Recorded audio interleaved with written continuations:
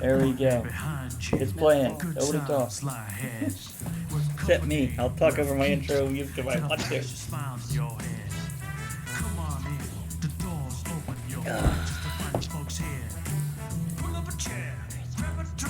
And lend our stories your ear, 'cause we're the talk of the tavern. Here you're always welcome.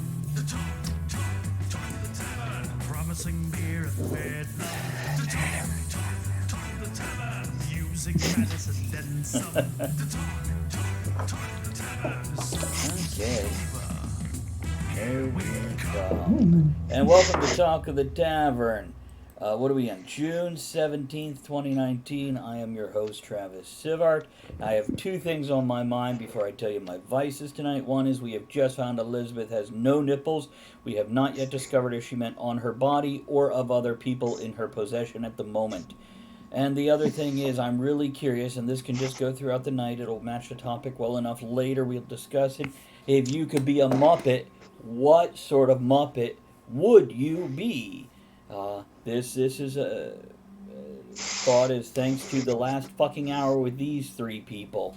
My vices are those guys, this cigar, Padilla 1968, and a rather tall 3 to 4 fingers of bourbon.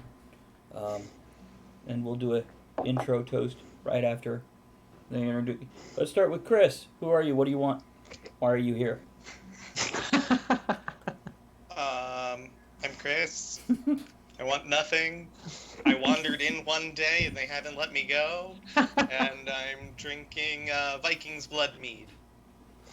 Wow, it's a very blurry drink. How's your vision? Have you had too much already? I don't know. I can't see it. It's blurry. And then next, going clockwise around the screen from above me to the right above me. And speaking of people on the right, now technically Kevin would be left. The person on the right will come last. Sorry, Elizabeth. Once again, the woman's coming last. Kevin, what do you got? Good evening. I am currently drinking nothing but water, I'm sorry to say.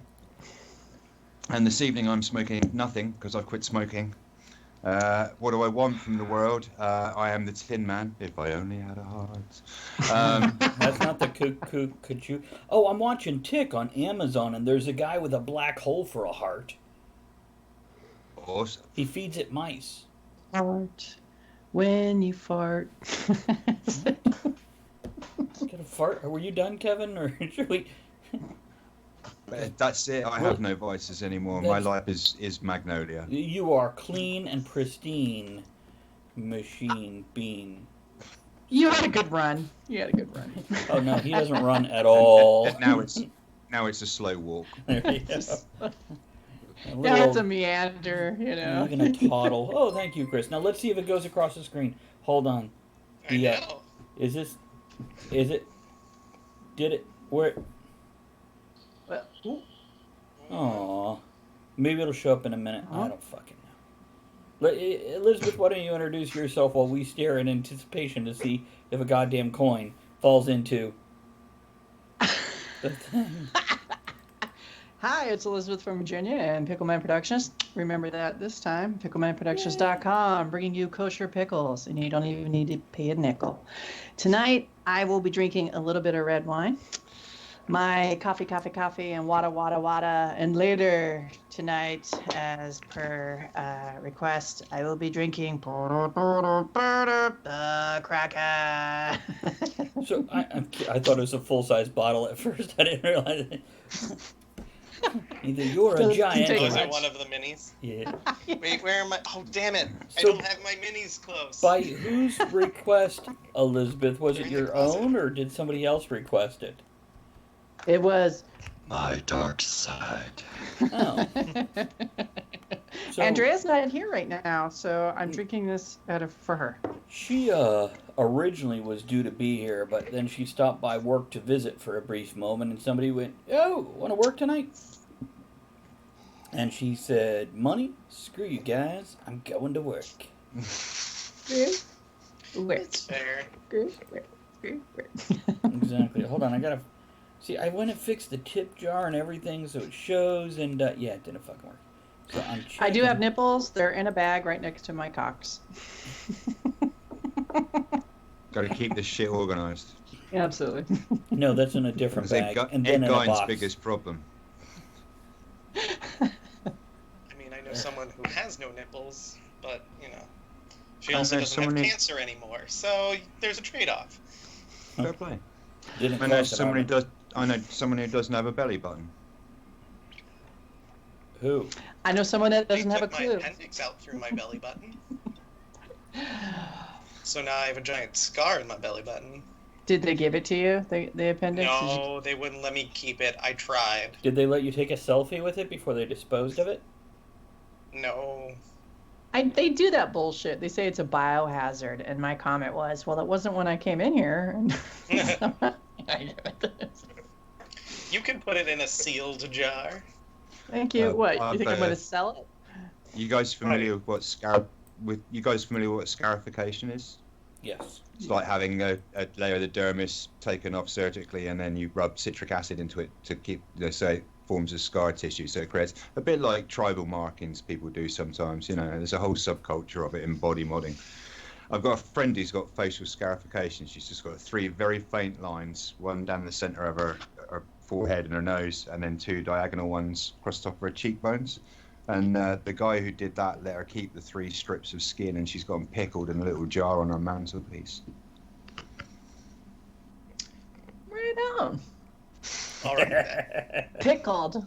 It's a great conversation stuff. Like, what's that in that jar there? Strips of my face. And are you going to handcuff me anytime soon?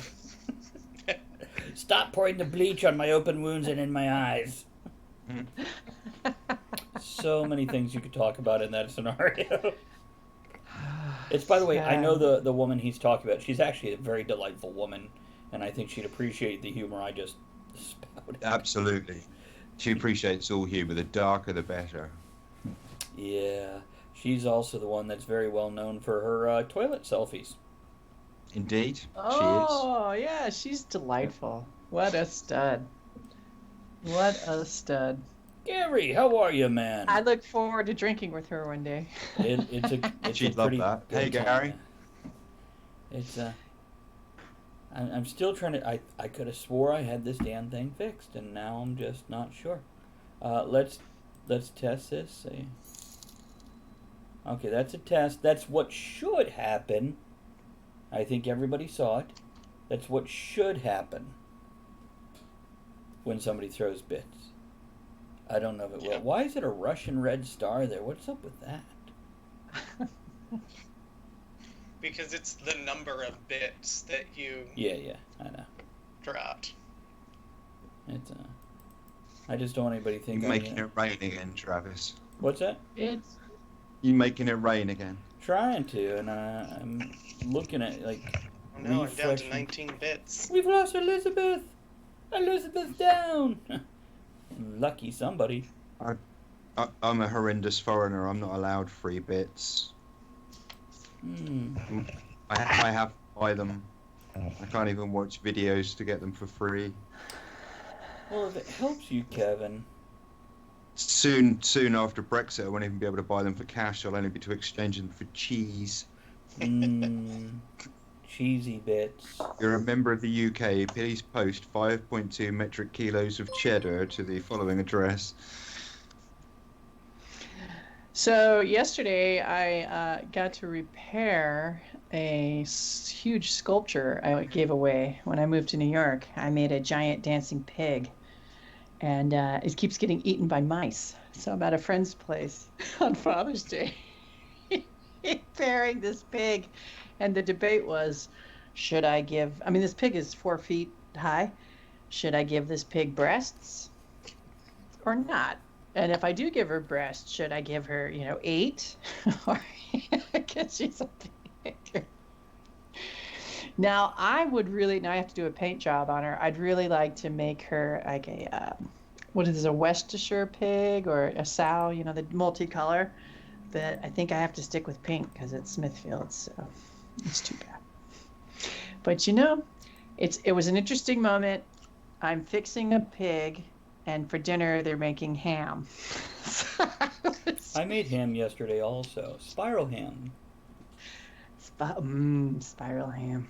You do This like one it. was not. It was still good though. Was it a country ham then? No, I'm not sure, but they made the pineapple glaze from scratch. So I'm all about the ham. So Well, I did bring speaking- that pig to MarsCon once. So Did you? I don't know if I knew you that year. Right.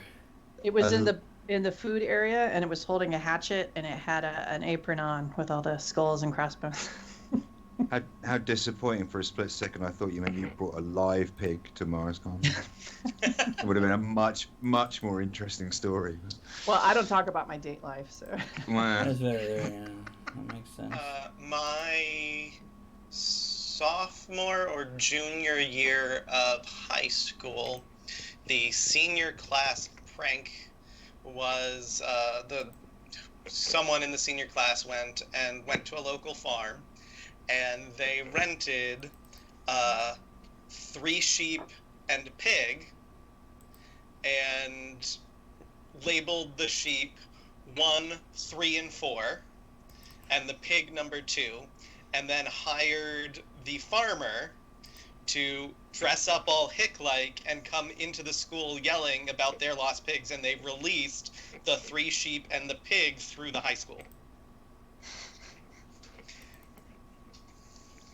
Wow. It was fun watching. Did they wee all the way home? There was quite a mess to be cleaned up. Yes. It was, yeah. Was it funny, or did it just kind of fall flat? No, it was pretty funny. Okay. Especially when teachers are yelling, well, I've got 3, I've got, 4, one's over here, well, where's number 2? Oh. Yeah.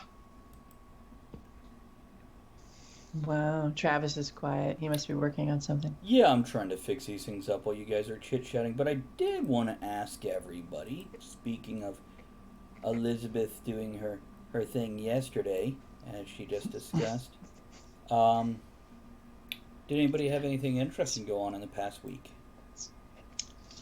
I'm getting a raise. Oh yeah, we discussed that last week, so... Well, that was just a bonus, and we weren't sure. Right. So, everyone who's full-time staff is getting an extra $1,000 at the end of the month. And then it was up in the air if we were getting our cost of living adjustment or not, which everyone on full-time staff is getting a 3% cost of living adjustment for the coming year.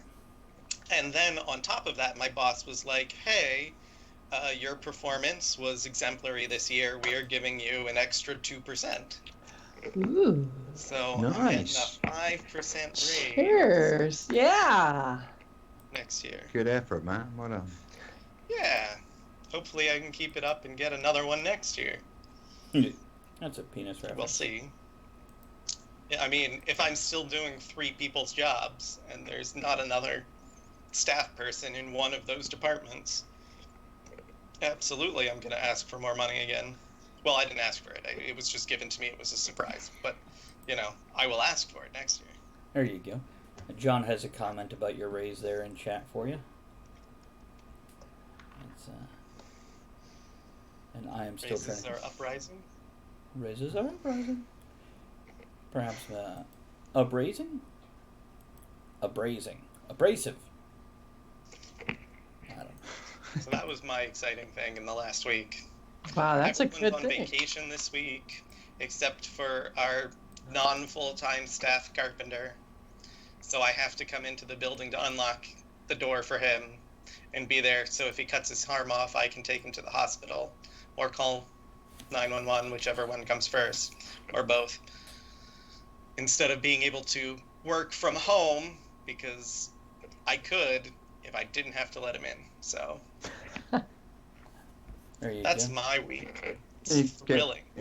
You get one of those home security systems, but in reverse, so you can just connect by Wi-Fi. So when he's outside, you can just see him on a camera and buzz him in. If only it worked that way. Although on Wednesday, the new Harry Potter version of Pokemon Go comes out, which I'm super psyched about. And am going to take a very long walk in the middle of the day. That's a good idea. You'll have all kinds of house elves by the time you get back. Yeah. So, what about you, Kevin? Anything interesting in the past 7 days for you? Relatively mundane week for me, unsurprisingly. A couple of days ago, I had a stranger attach electrodes to my nipples, but beyond that, it's been relatively normal. Nipples. Why is that not normal? I'm rather disappointed to hear that's exceptional to your day. Because they attached them with electrodes rather than sprung them on me unexpectedly with bulldog clips. Ah, just like Mom used to do. I got a printout of my own ECG as a souvenir from my hospital, which I thought was bizarre. When I was a kid, you used to just get a Scooby-Doo sticker that said I've been a good patient, but Did you still get the Scooby-Doo sticker? no, And you... I was gutted.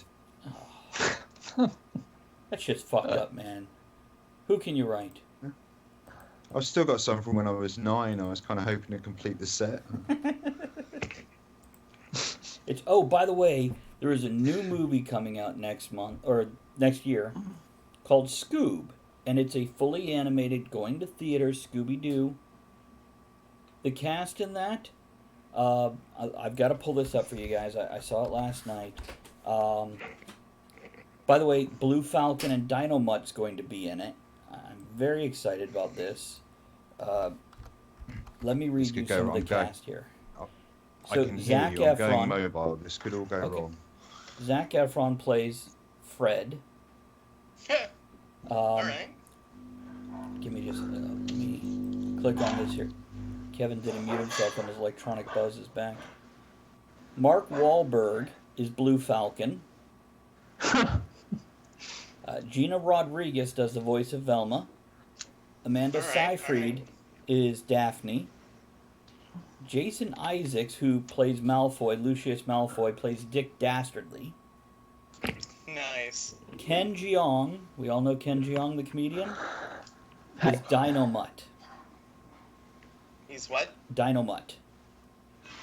Blue Falcon's companion, Dynomutt Dog Wonder? No? Yeah. Okay. Frank Welker is doing Scooby-Doo, which is appropriate. Tracy Morgan as Captain Caveman. Oh, that'll be interesting. Yeah. Now, we've all seen who's starring in the new Dark Crystal Netflix series, right? No. Let me read you some of the names for this, and then we'll give Elizabeth a chance to actually talk about her week for the past 7 days. But, hold on, I got it right here. So, the cast, Helena Bonham Carter appears in it. Oh, there's Kevin's. Doop, doop, doop. Then it just suddenly ends. Oh no! Taron Egerton is in it, who was in the young guy in Kingsman. Harvey Fierstein is in it. Mark Hamill, Jason Isaacs again, Eddie Izzard, Keegan-Michael Key, Simon Pegg, Andy Samberg, Mark Strong. So how's that for a cast? Like everybody's in that. Yeah, it's and now Elizabeth, let's give you a little bit of time to. What went on in the past 7 days in your life you'd like to share? I have been watching the World Cup, the Women's World Cup, and I'm What loving size it. is it? And it's enormous. It's worldwide. Double D? It's actually, to be fair and to be quite sincere, the cup size is very small because these are athletes who run 5 miles in a game, so Right. all the fat was gone. Yeah. But there's a lot Boobs of are boobs, man. Boobs are boobs. What are you gonna do? Yeah, nipples are nipples. A lot of controversy, a lot of this and that, nitpicking and demands, and I realize this about myself is I love sport. Mm-hmm. And I love sport because it takes real commitment and hard work, and you get to see people go out on the field and try as hard as they can, win, lose, or draw, or even suffer injury. Some people don't get paid a lot. And I love that. And I think sometimes women's sports suffer because it's the belief of, or the statement, well, they're not men, Right. so why should I watch it? Because these are people laying it all out there, no matter what. And I love that. And it's one of the things I've said on the show before I love about the gym is you go and everyone's trying really hard. Yeah. And that's fun to see. And, I'm a drinker and I love my drinks, but it's hard to go out and be disciplined and work your butt off. Mhm. And I respect it. And I loved it. I'm having a ball watching it. And it's getting hard to get my work done. See, I totally agree with you about the respect for people who do sports. Now, I don't give a damn about sports for the most part. But it really annoys me when people are like, I'm training hard in my esports. And I'm like, stop putting the word sports on a video game. Call it e-competition, call it e-struggle, whatever. Take the word fucking sports out of it. It's not a sport. I don't care. You're shooting people, making a little character on the screen run. So Until I you- was watching yeah. the E3 coverage last week on Twitch all week at my desk because there wasn't else a lot going on. And there is a new game coming out that they have not exclusively designed to branch into the esport realm. Right. All right, I might need to unblur my background because the fact that I can bring up my hand and it takes a second for it to unblur. Anyway, but essentially it is roller derby and like basketball in one. Okay, that's kind of cool. It looks really cool, and like I'm not really a sports game kind of person, but I'm like I kind of want to get this and try it, and they're trying to convert it to VR, which Oh. might be Dangerous. interesting as well. But Ooh. yeah, Leading to it's injury. like a full contact roller derby plus basketball, maybe a little soccer in there. It's very interesting to watch, and it took me a second to figure out what was actually going on to follow, but once I like understood, I was like, ooh, this is actually quite engaging, and I can see myself just watching this, not even just playing, because they've created a new interesting sport. Yes. Yes. It's utterly off topic, but can I just say that with that over your shoulder, you now look like you're an extra from a 1970s sci-fi series. It's true. It's the alien-like expression on my face too, right? If you say so. I don't He say anything does. because my race is telepathic. I already knew that. Because yours is precognitive. You lanky spider alien motherfucker. And that's the other thing I want to say about Yes. sports. About lanky spider motherfuckers. And I won't read the poem, but I think it was Roosevelt who wrote it about, being in the field of battle in the dust, who errs again and again. And sport, it's better to lose and defeat than be those cold, timid souls that know neither victory nor defeat. And I will always respect that. And that's it. You lay it on the line. And I think the internet, and we've talked about this before, people get to be shitty, get to, but lay it on the line and then, be bold. Generally what I love. speaking, lay it just inside the line, otherwise a Just touch inside- judge will call Or in foul. between the lines. In between. Only if it's all the way over, right? And Kevin, I know you don't care, but Britain is still in. Yeah, it's garnering a huge amount of attention over here. I think the last match got something like 7.5 million viewers, which Hold on. for Are we women's still talking about for women's sports, or football did in we the switch UK. to Brexit? Yeah. Because No, Britain's no one still cares in, about had that. so many viewers. Yeah, That that's is- good to hear. That's good to hear. I think it would be better if more people created and more people played the sport. You don't have to be professional at it, but just for a moment, work together and not make it just about you. It's fun. I was saying peace through play, baby. Peace through play. I think it'd And be then a it better, makes the beer taste so much better afterwards. I think it'd be a better way to solve wars. You just put your two teams on the field and have a, best, out of 7. It would be awesome. So I Yeah. just dropped the official gameplay trailer for Roller Champions into the Twitch stream. Oh, you're excited about this. It looks really fucking cool. Now, I could do one of two things. I can leave it there and we could all watch it separately later. Or I could put it over all your best. faces and we could watch it together. I'm also really excited. You can see from this readout from just moments ago, look, that's the moment where Chris made the announcement. So, Kevin, speaking of things in the past week, so you've been going on lovely summertime walks throughout Only the in Isle. the last couple of days, Yeah. where are we, Monday? Since Thursday. So, besides the health repercussions, how are you just enjoying the walks? It's wonderful. Yeah. Not so much for the walks because my range is quite limited at the moment, and obviously I know my own neighbourhood like the back of my hand and could walk around it blindfolded because I don't drive, so I walk everywhere. But just being out of the house is the real joy for me of it at the moment. Yeah, it helps that, I mean, apart from a couple of crappy days, the weather's been lovely recently, but it's just being able to leave the house, albeit for short periods of time, because it breaks up the monotony of being stuck at home where I'm physically incapable of moving anywhere near the speed I normally do, and I'm limited in the range I can walk. I've been literally, until a few days ago, stuck in my house.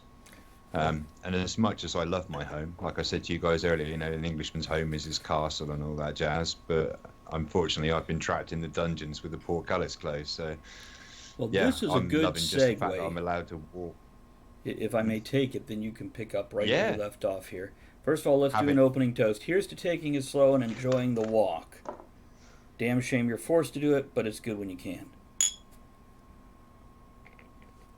Now, tonight's topic is quick and pleasurable, life's small joys. Take that how you want. Heaven knows we're going to take it a lot of different ways. But this is what the reason I asked Kevin about the walks, because there's a huge difference between walking around your neighborhood because you're going to the bus stop or the store where you got a mission or purpose, or a meandering stroll through your neighborhood. It's a totally different experience, especially when you're forced to slow down. Damn shame this was the reason you were forced to slow down, but there is a positive effect from, as I said, a meandering stroll. And that's why I asked about this, Kevin. So what else did you have to say about just wandering around the neighborhood with the people wondering why you're looking in their windows? Where are your pants? It's a common peril actually, because at 6'8", you do get people looking freaked out quite a lot of the time when you happen to glance to the side. As you know, humans are inquisitive. You know, you're glancing all around you as you walk, and I just happen to be tall enough to look over a lot of people's fences, which is not something people generally expect. That, you know, you have a fence to stop people looking in, and there's me just drifting past like, good morning. I have the same problem, but I live in Lilliputton, so, you know. But I mean, the nice thing about walking around town at the moment is that, like you say, because I'm not actually going anywhere, I'm walking for the sake of exercise. I walk down all the weird little sides. I mean, you've been in my Right. town, Travis. I know Yeah. we kind of stuck to the main drags, but you've seen all the weird little side alleys and turnings and little Well, I went cuts down through a old few as we houses. wandered around town. We'd be like, let's go this way. You know, not probably nearly as many as exist, but yeah, you know, 3 or 4 of them Like, we wandered down. It's fun because I know all the nice little spots. Like there's a little hidden garden here in the middle of town, and it's tiny. It's a public garden in a square in the middle of. There's essentially 4 large blocks of flats that face each other, and a small cul-de-sac around. And in the centre, they put a little communal garden, and it's gated, and it looks like it's locked, but it's not. And people know it's there, but hardly anyone ever uses it. So I quite like going and sit in there because you're kind of hidden, but you can see everyone around you because it's right by like a main street. So it's great for people watching. So you just go and sit quietly there. But little places like that, they're off the beaten track, even in a small town like mine. So normally, like you say, you know, if I'm on my way to work, I'm going here, going there, I don't walk past them. I know where they are. So now, wandering around, I'm free to go, oh, do you know what? I'm going to go and sit in Vernon Square and spy on people for half an hour. Or I'm going to go to that cafe that's a little bit out of the way, but that does that really nice coffee, or, you know. Yeah. But It is literally, like you say, the little things. Let me ask this, and Kevin, I want to have you answer third. Give Elizabeth and Chris a chance, and this give you a chance to reorganize and pull other things up too. So, guys, what do you do to enjoy something small you do to enjoy life? And I don't mean play a video game where we do it for 6 or 8 hours, or watch a movie, but the things that you don't necessarily, they're not a go-to thing, but when you do them, you think, why don't I do this more often? It takes a little bit of nothing to do this.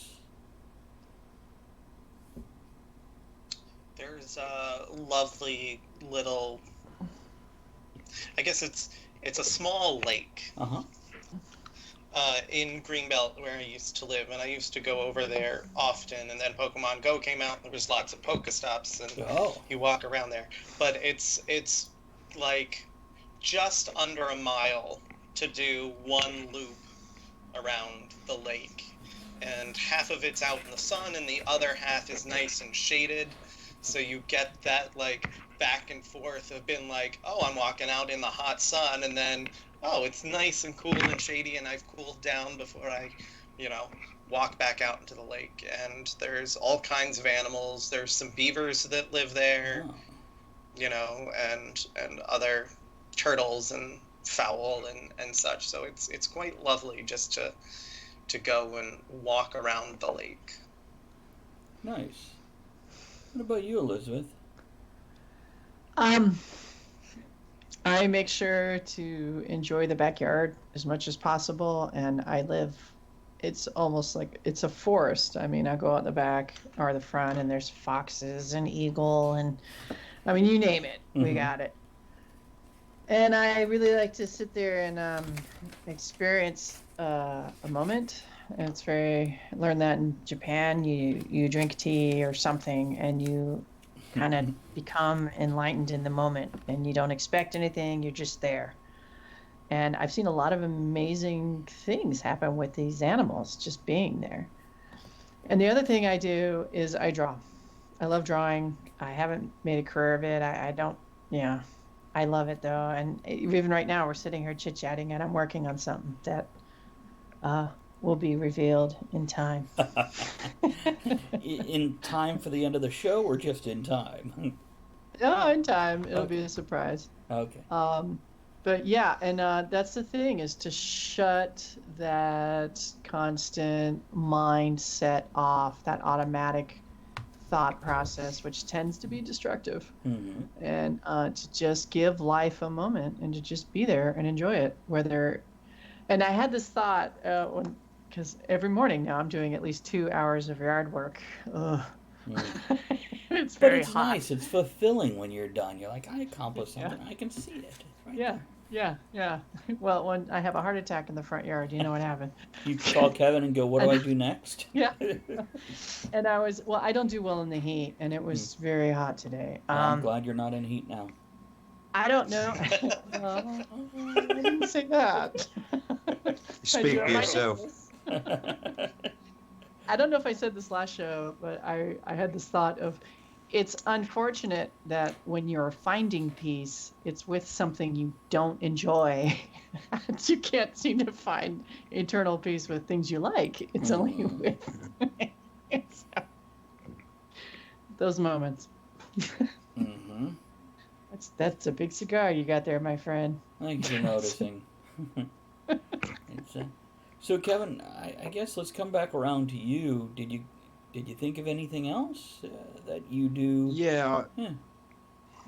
Yeah. Things I do that I enjoy that kind of help me take yourself out of the moment, I suppose. Yeah, that I don't do often enough. Play guitar. Yeah. I've That'd done be it like for her years and drawing. years. It's an art. I think I had my first guitar probably about 17 or 18, so only a few short years ago. I'm not a great accomplished guitarist. I know my basic theory. I know my chords and stuff. I play rhythm more than lead.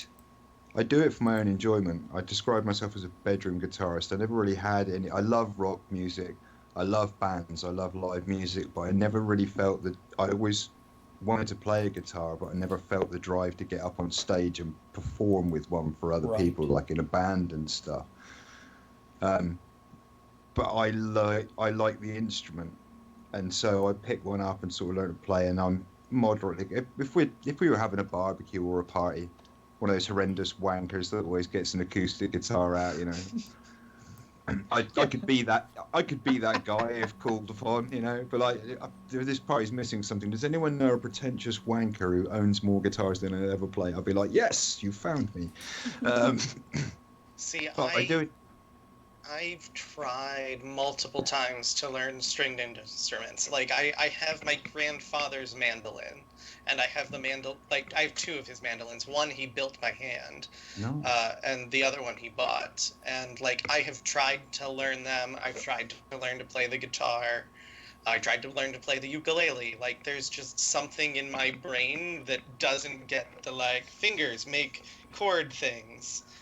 Because, like, I started on the piano, so, like, somehow in my head, it's like, no, I hit this button and I have this. I don't need, 3 things going on just to make a C, It's because you quit.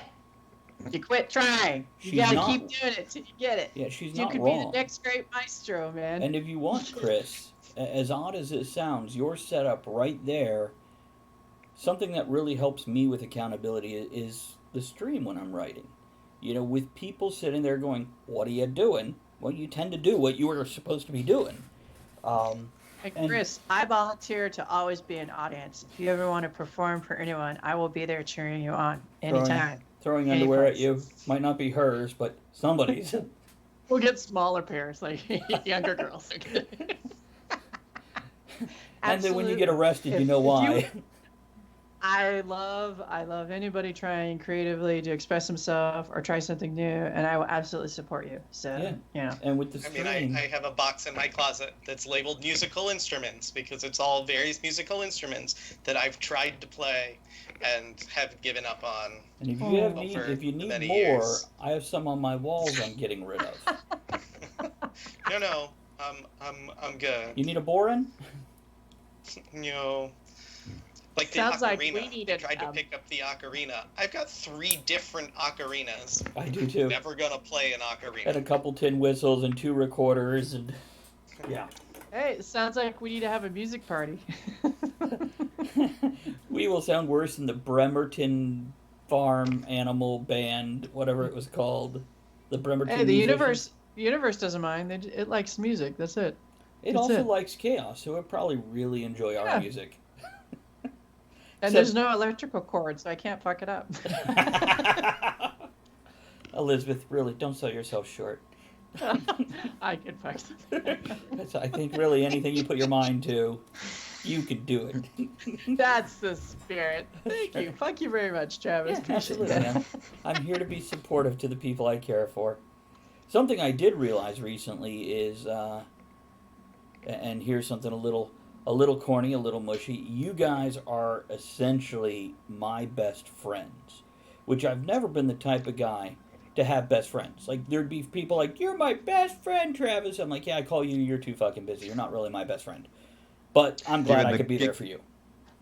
Given the quality of the people you've currently just listed as your best friends, the reason you don't have best friends is becoming immediately apparent.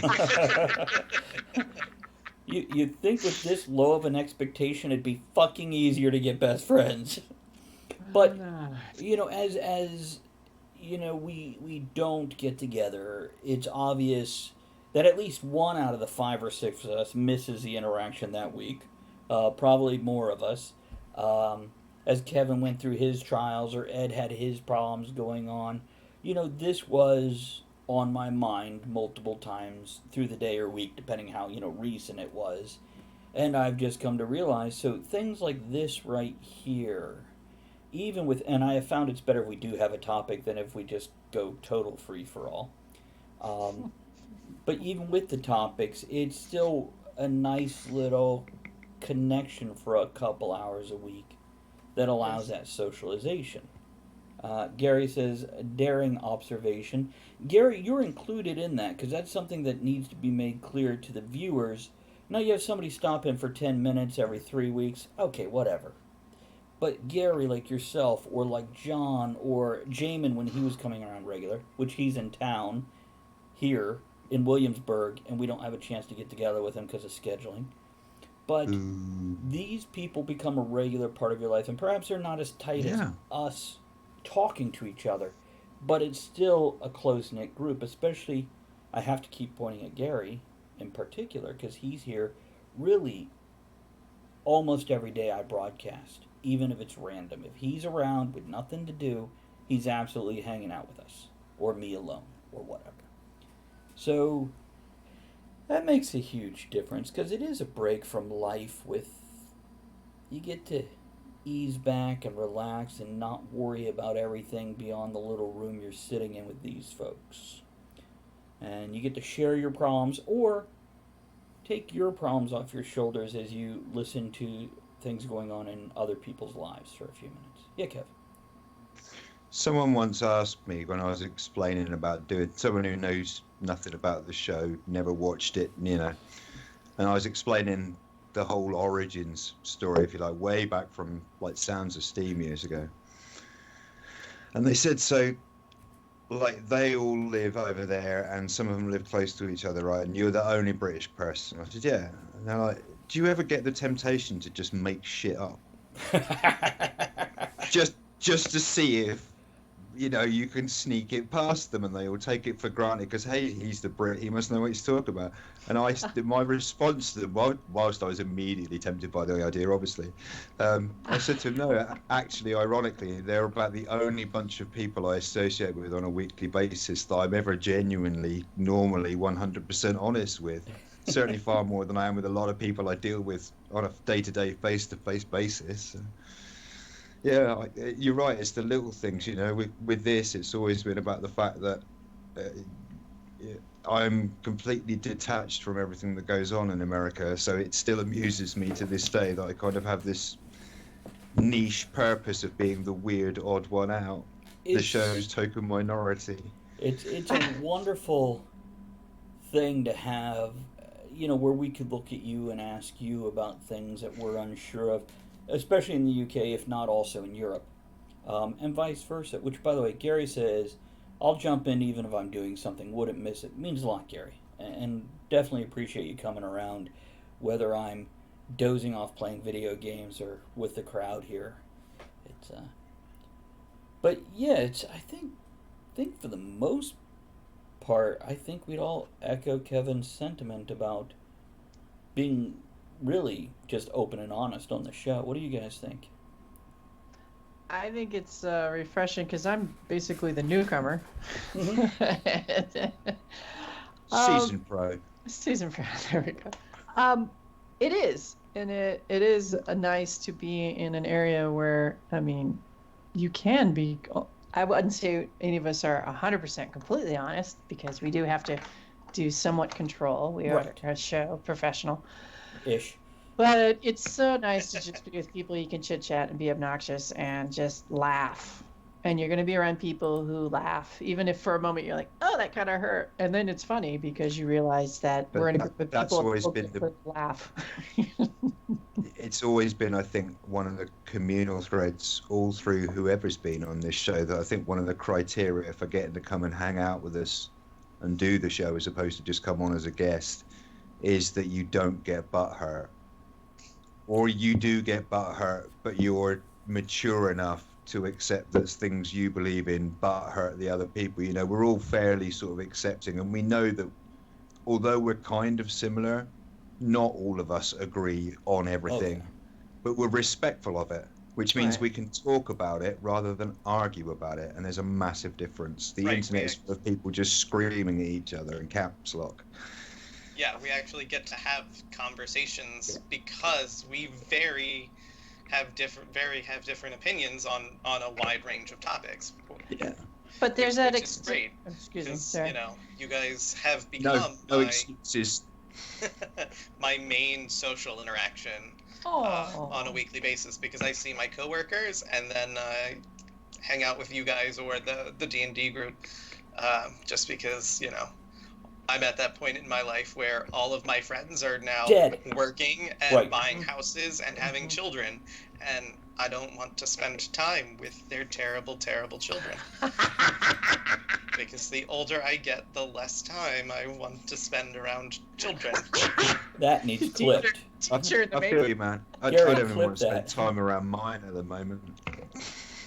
I'd like to say too, I like the extension, the way people extend themselves to where I know if I see Baby Shark paraphernalia or something silly, I'm gonna post it because I know, Chris loves that shit. And if I see Andrea something loves about, that shit, Yeah, and I and will sing it on command for her. and then I know Kevin and I, we were the bus wankers for a while there. Right. And that's how it rolls. And I like that. I like that constant. It's a camaraderie. It's like a friendship in the foxhole through the Yeah. battle. And that's truly what good stories and history is full of. That's what we look for. That's very true. You know what? Let me interrupt real quick. Gary, do you know how to make a clip, sir? And if you don't, I'll go over it with you at some point in time. Because with you now being a moderator, I think there's certain points in time I'd love to put together clip montages. Just, 2 to 5 minutes of each show. John hates Baby Shark. Even the metal version I would Shark play. Do-do-do. Baby shark. Okay, you know what? You don't have to drive them away. John hates shark. Do-do-do. Hates the shark. But, It's all about Reggae Shark. Good shark. that's different. And it branches over. It's but yeah, doing clips I think would be a good thing for us. And you see, John just said bye. And that's fine, Oh. John. We don't judge your lifestyle. You can be bi, gay, straight. We're okay with all of it. But I think you spelled it wrong. Bye. It's uh-oh. Chris, like my cats have suddenly okay. Mute. He's Lock and load, Chris. disappeared. Lock and load. Hold on. That'd be a cultural trend I could get behind. Bye bye Shark. Bye, shark. Gary says the only time that I remember this kind of open honesty and self-deprecation is at a 12-step meeting. Yeah, I'll drink to that. I thought I recognized him. I drink to that, but I'm not allowed. And if I take 12 steps at the moment, I might have a cardiac arrest. So. And I'm Gary more like says, an 8 shuffling steps program. Gary says, and I mean laughing at yourself kind of stuff as opposed to self-deprecating humor, which we do also. I have Mhm. Gary, I long ago decided that I have no choice but to laugh at myself because we have mirrors in the UK. Of course, Kevin's only seen himself from the neck down as he passes by one. He didn't realize his hair was receding till he was, somewhere else. The sight of myself climbing out of the shower tub when you catch yourself as a stray glance in the bathroom mirror is quite alarming. It's like David Attenborough narrating an albino praying mantis segment. You want to hear a funny story about a mirror? Sure. So I'm in the bedroom months ago with Andrea, and I'm talking about something, and I dropped something. Now, instead of bending over with my ass towards her when I'm butt naked and spreading the glory, I turned around to be polite, so I'm bending over facing her instead. And I do that, I pick it up, and she starts busting out laughing, points behind me at the antique vintage full-length mirror, going, "You turn around so I wouldn't see it, that's right behind you." And I'm like, oh, God. See, and there's I that had self-deprecating moment humor. at, Go ahead. I remember I had that moment at school. Not my naked ass. Okay, don't go there. Hi, kids. No wonder you left New York so quickly. Whoa.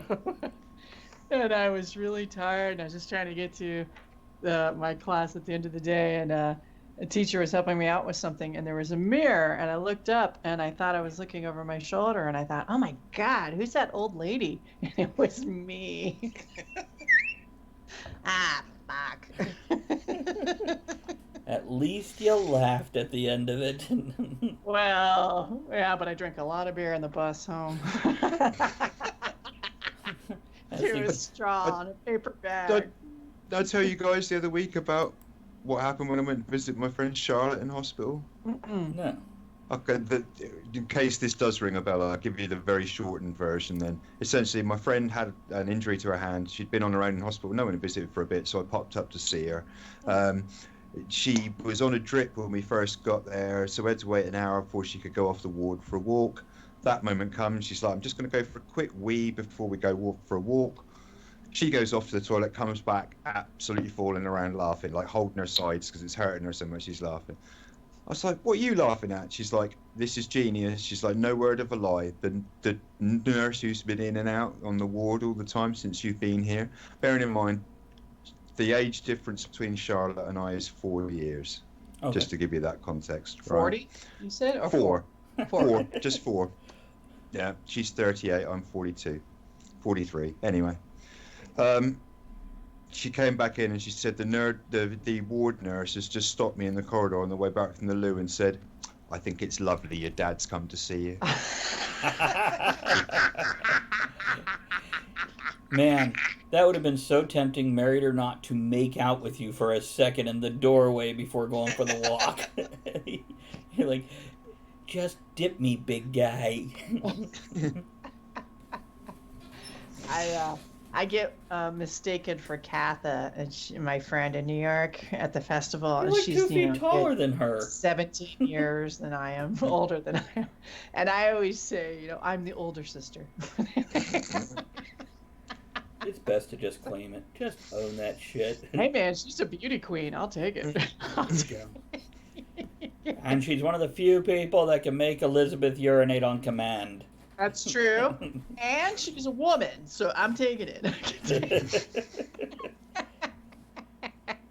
She's Chris, to explain your confusion away.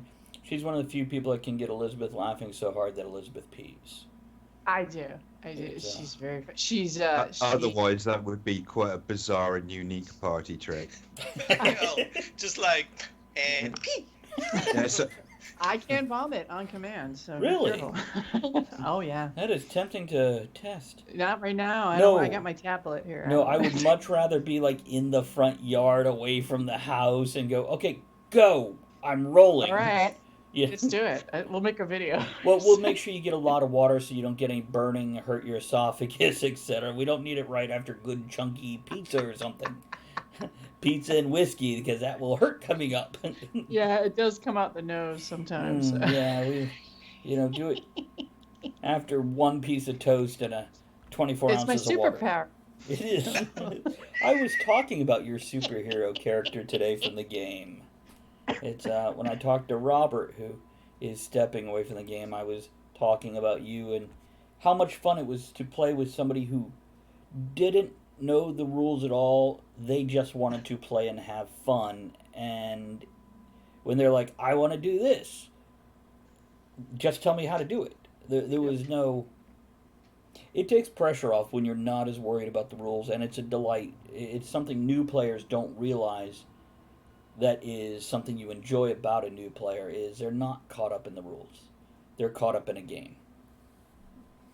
I've always looked at it as like a living book or a living film where everyone is trying to, well, hopefully everyone's trying to make this entertaining, fun experience, and that's why I play. That was something I said to Chris before you guys came on in a couple minutes. Chris and I were talking is I want to refocus our Sunday night D&D game so it is more of a narrative, and we could possibly go a whole gaming session without having to roll a dice and just...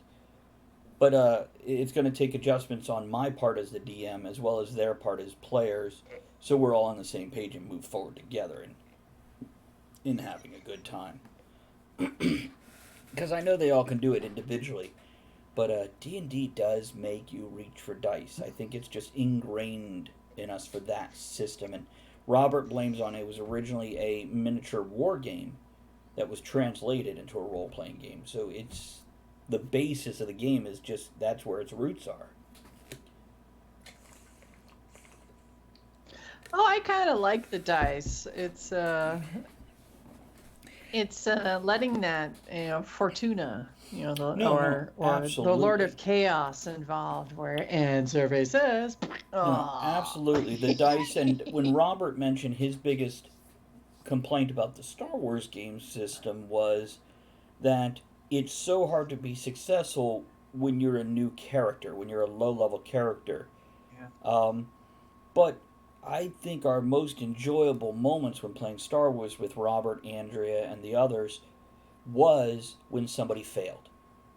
The successes were great, and they ended up winning in the end. But the failures along the way to get to the success made that success so much sweeter, and the entertainment between so much more fun. It's true.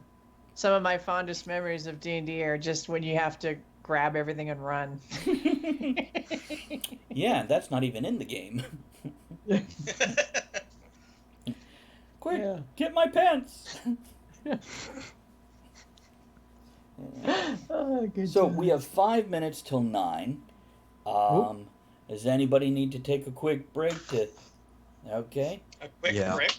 there we go. Quick break. Quick break for everybody. I will mute us. I will put us on a video, and we'll be back in 5 minutes. Here's a thing. We'll be back. Sit right back and relax, or get up and get a drink and refill what you have, while the cast and cohorts and co-hosts of Talk of the Tavern do the same. And here's the testimony of some of the great people we've had on Talk of the Tavern or previously on Sounds of Steam. Enjoy. This is Gail Carragher, author of The Finishing School and the Custard Protocol series, and you're listening to Talk of the Tavern. This is Aiden Sivart, Steampunk Indiana Jones. Hey, this is Scott. This is Samantha. And we're Frenchie and the Punk. I'm Karen Kay, also known as the Fairy Lady and editor of Fae Magazine and also founder of Fairy Events. This is K.W. Jeter, author of Infernal Devices and Fiendish Schemes.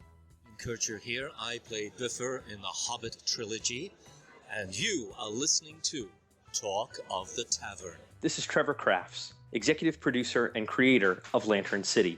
This is Lord Bobbins of TeslaCon. Huzzah! Steampunk Funk Bazaar here, Lord Monty, right in front of your radio. Hello, this is Professor Elemental.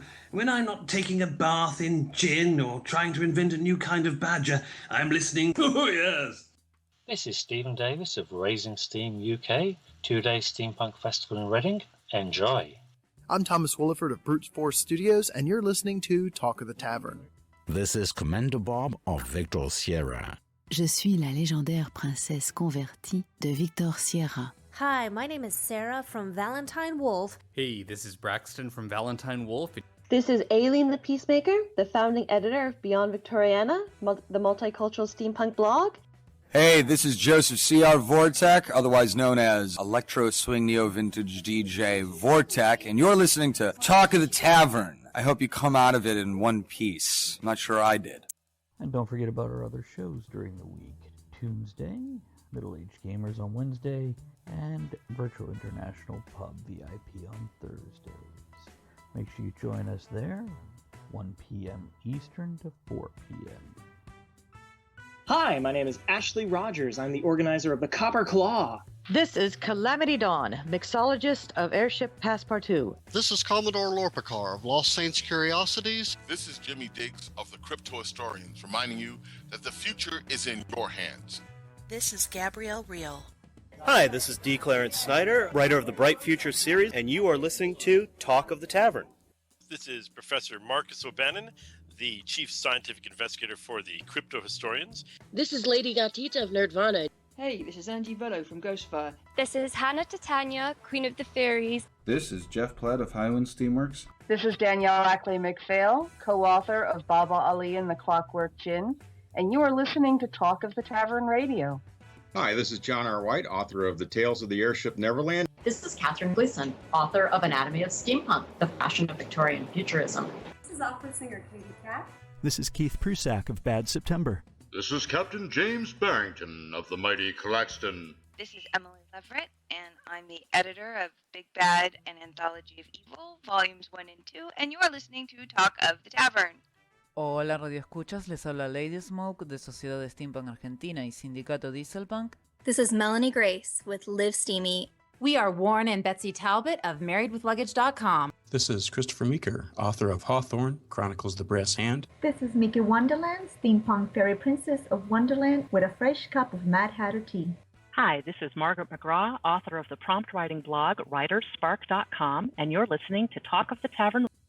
Hello, this is Mishkin from Bird Eats Baby. This is Nim Derringer of Airship Hypatia. This is Painless Parker.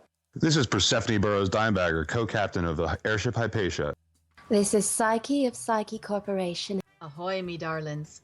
This is Misty Massey, author of Mad Kestrel, and you're listening to Talk of the Tavern. I'm Ellie Ann from Steampunk Homes, author of Slice of Life and The Silver Sickle.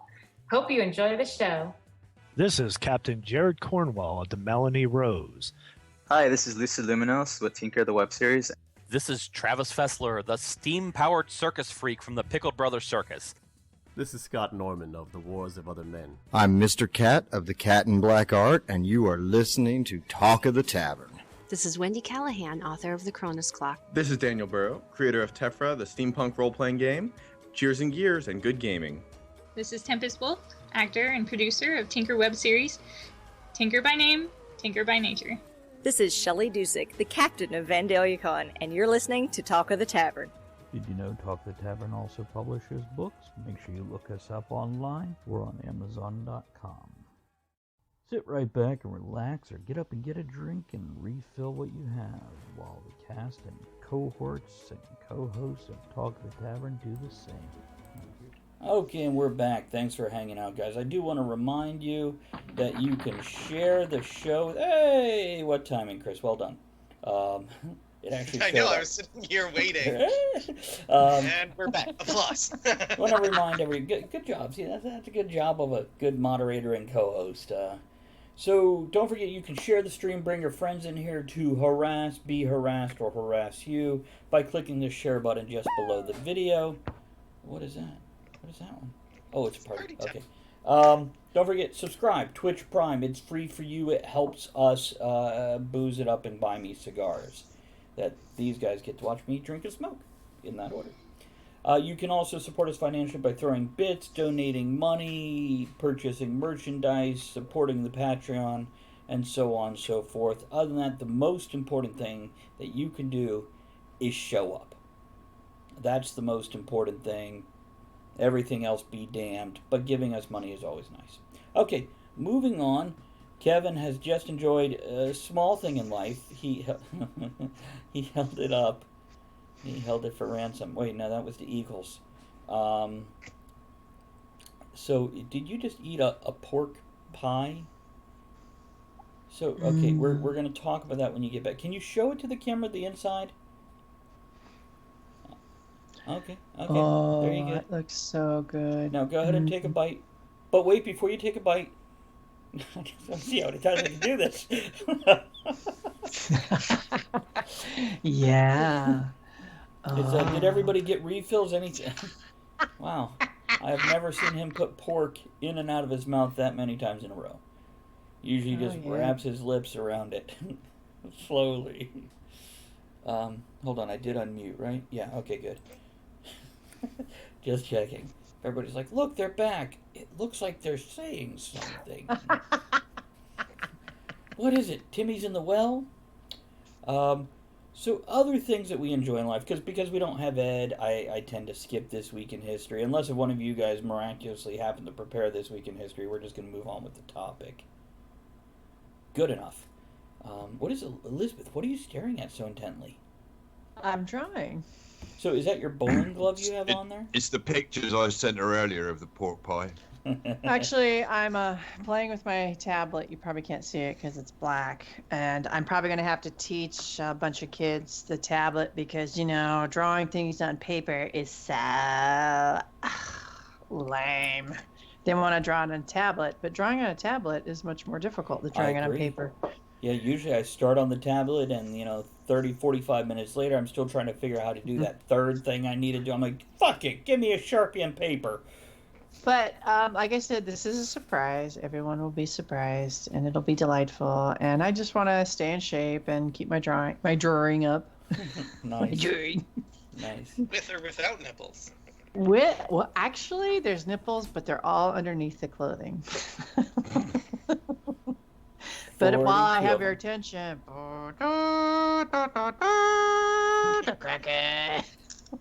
Think how small it is. It's such a letdown when you do it like that. It's not so much release the Kraken, it's gently coax out the Kraken. Just like my sex life. What a letdown. I released the Kraken. I tried not to let Andrea see it, but the mirror was behind me, so... all those testicles. Tentacles. Oh my god. They were clammy with suckers all over them.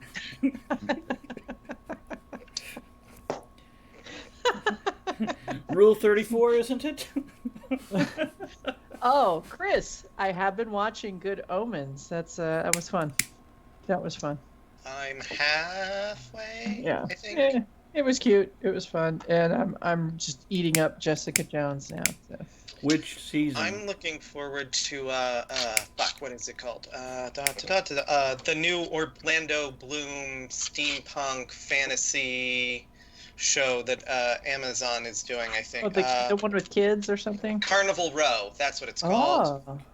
Tell us about it. He's like a detective sort of thing.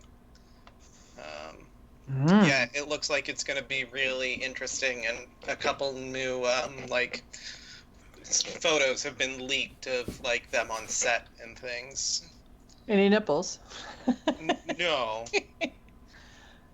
But it looks like it's good. It has the potential to be really, really interesting. See, Good Omens is influencing Elizabeth. Soon she'll start asking how many nipples did he have. Oh, I thought that. My favorite line from Good Omens is when the angel says, "I don't even like you," and the demon says, "You do." Yeah, it's they are the best part. I felt like the series fell short in a few areas, but it's entertaining and fun anyway. It's not crippled with what's missing. It just doesn't flesh out a few things, like characters in general. I can't imagine trying to take a whole book into a series. That's there's so much. That's only 6 episodes. Right, Yeah. right. Look under his shirt, says John. We have, we do, we will again later. But I have been watching Amazon's Tick, and I tell you what, if you take the cartoon from the 90s, but make it a continuous plot arc across a whole season, that's what the Amazon series is like. It's less silly than the other live action, but still Tick. And I'm really enjoying it because it does have this cohesive plot thread and development, and I surprise myself where, like, most shows I could watch one episode and go to bed. Just enough to wind down. This one, like, 4 in the morning is when I went to bed last night because... Oh, I also watched a John Waters film, which I am still not a John Waters fan. I watched Crybaby for the first time. Oh, interesting. Yeah. Cool. Something I hadn't seen, and it came out in, I think, 90. Not bad, didn't hate it, not bitching about it, just I went, I can see why other people like it. How about that? I mean, that's how I feel about the Tick. Like, I remember, I don't want to say I watched the cartoon on Saturday mornings when it was on in the 90s, but, like, I never turned it off, so it was always on in the, like, queue of Saturday morning cartoons, so I caught a bunch of it here and there, and then the live action ones, I tried to watch both of them, and it's just, like, I don't know what it is about the Tick. I can't get into it. Well, I tell you what, the first... Just doesn't tick your boxes. Yeah, I guess so. The first episode or 2 of this new series, I was very ambivalent about it. But I don't know what happened or where the shift was because I wasn't paying close attention. But even that first night, I spent 3 hours and got to, like, episode 6 in the first seating. And I'm like, wow, I don't normally do that. And Elizabeth, you mentioned Jessica Jones. What season are you on? The third one. I think it's the last one. I don't think they're making it's the newest anymore. one. It just came out a month ago. And so, because Jessica Jones is, besides Daredevil, Daredevil and Jessica Jones are the 2 Netflix Marvel series that I enjoyed the most. Luke Cage and Iron Fist being the bottom of the heap. Punisher somewhere in the middle. Agreed. And Defenders, fun combat, nice to see the team ups, etc. But yeah, so let me ask you this, without any spoilers: is the season plot line just a rehash of kind of what she went through in the past too? No, no, Good. it's way better than season 2. Way Oh, better good. Well, already. season 2 was okay, and it didn't quite rehash season 1. Mm-hmm. It connected enough things to season 1 that you felt it was moving forward instead of just redoing the same. Well, I mean, it's a mystery. She's a PI, so I mean, you're going to get another mystery. But what I do like about it, is it my favorite show ever in the world? No, but I like the tortured hero, and she is really a good person, but she doesn't see it, and it's fun and it's good fodder as a writer. And the people that she does come across and eventually has to face off are really dark and bad people. Including David Tennant, who's in Good Omens from season 1, who's the primary villain. He was so good as Mr. Purple. That they didn't heavily reveal him to the last handful of episodes. He was a shadowy maybe for the first half of season 1, till she was able to, Well, this next villain, this one, and there's no spoilers, I'll be very careful, is very good. Good. And it's slowly being revealed again. And I love it. I love, the one thing I do love about these series, is it's going back to one of my favorite things about television episodes are they leave you on a, yes, I love that. Yeah. It's, and I like... And I gobble up a couple episodes, and then I force myself to stop. Yeah, so then you have to wait. You're like, oh, I gotta wait. But then you even, like 5 minutes after I turn it off, I have forgotten that I was like, oh, I really want. But when I turn it on the next, I'm immediately pulled in again. And that's nice. That's good writing. That's good. It is good writing. Filmmaking. And let me say something about this: is the more I write, the more I respect good writing. It is really hard to get tone consistent and right from like every second. To get the hope and fear, like playing that balance. It is so hard. It is so much work, but I love it. So if I can interrupt real quick, welcome to Trin. Thank you for joining us, music lover. There, appreciate it. Here's to you. Now Jim Butcher actually tweeted today that he just finished the finale of the next Dresden book. So we're looking at another 6 or 8 months until the next book comes out, which I'm super excited for. I'm listening to an audiobook of his that I had got and I didn't realize I did. Hey Trent. Which one? It's a fantasy steampunk with airships and everything. Yeah, the Cinder Spires. Okay. Yeah, well, I have... well, that's the thing. So he's writing Dresden and the Cinder Spires one after another. Gotcha. So until he finishes this Dresden book, which I'm excited for just because I'm a Dresden fan, I'm more excited that he's almost finished so that he will start writing the next Cinder Spires, because it came out in 2015 and we were supposed to have the next one in 2017 or 2018, and life happened and he got behind. Gotcha. Trin, catch up, okay?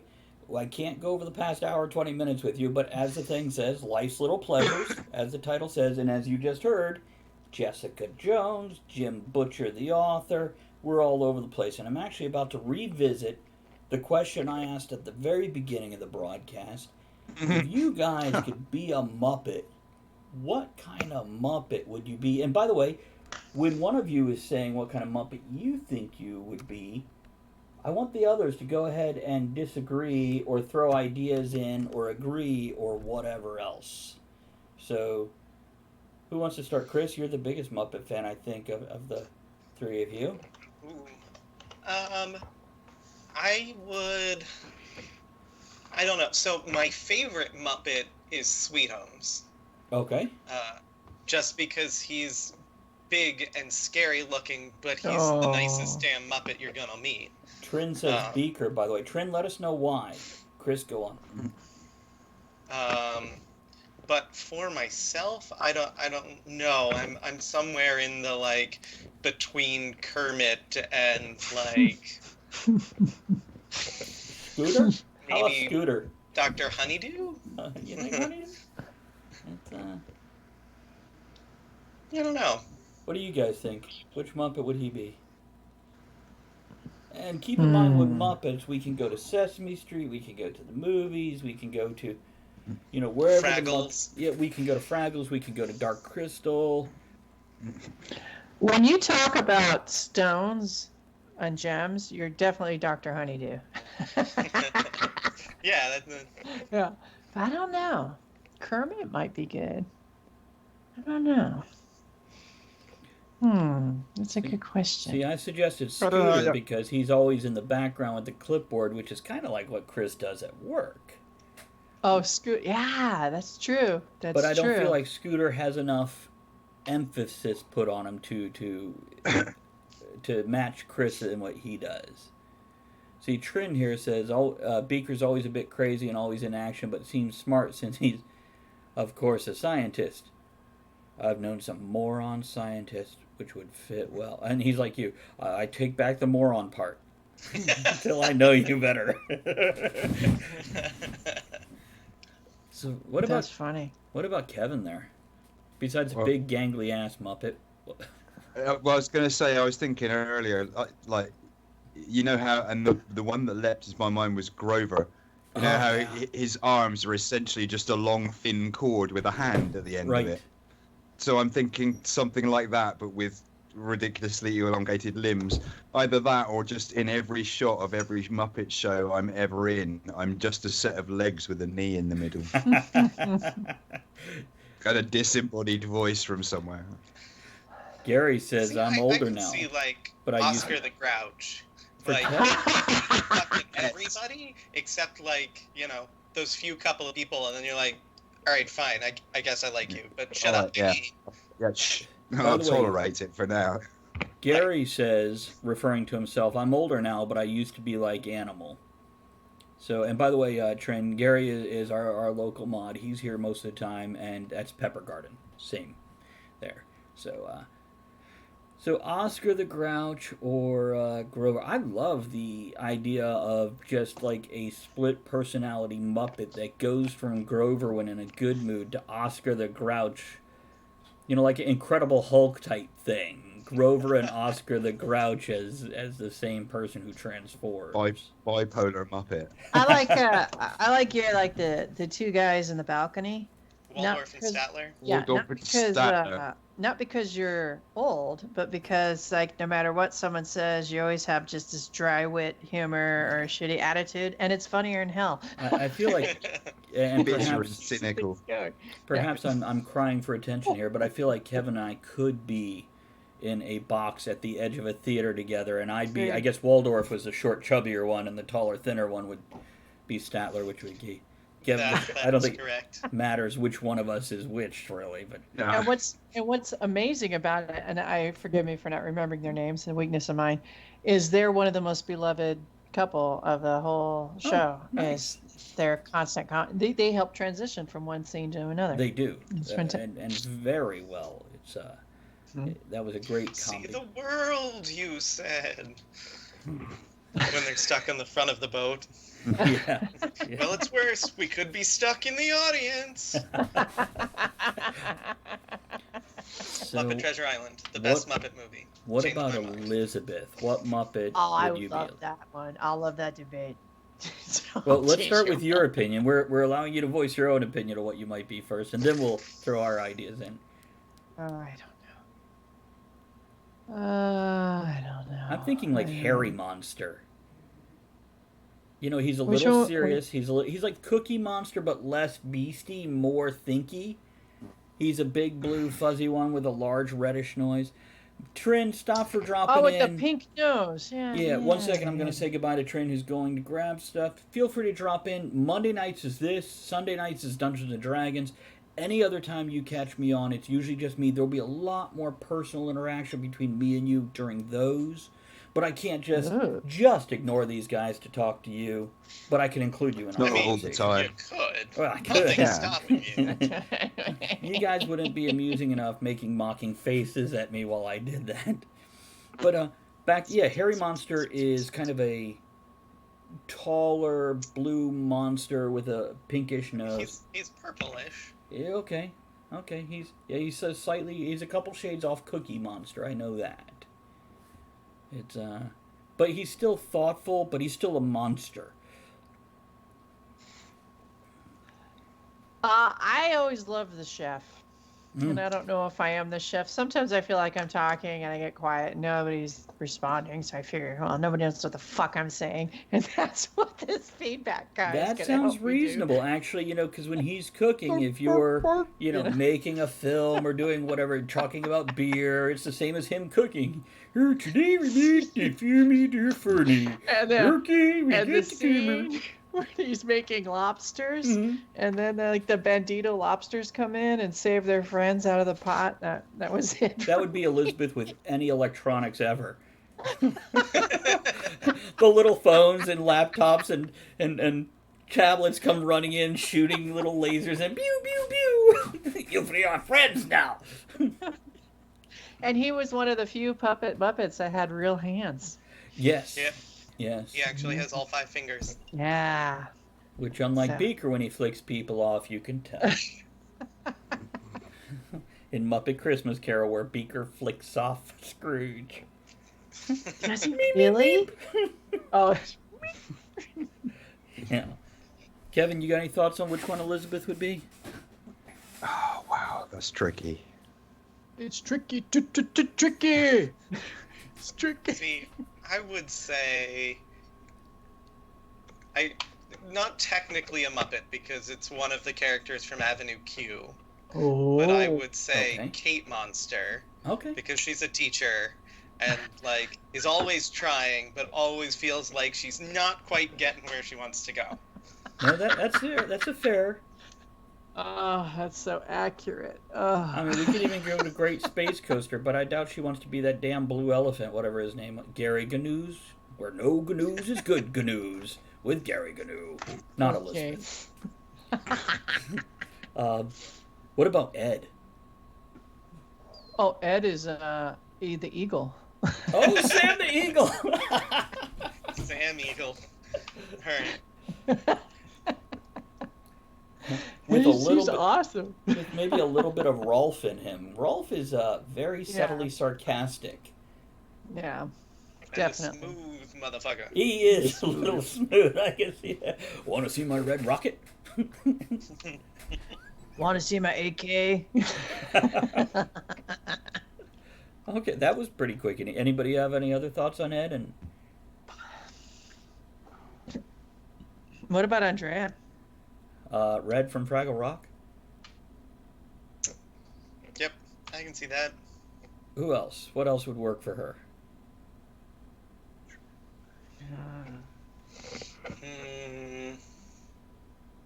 I think a little bit Miss Piggy, not because she takes people out with her P1 piggy chop, but because she could get worked up about things. Mm-hmm. But she has this heart of gold, and she'll just, she's like, no, I won't forgive you, and then, oh, I love you. So, I like that. And she has style and a wardrobe. And a man's hand up her ass. No, I'm just not.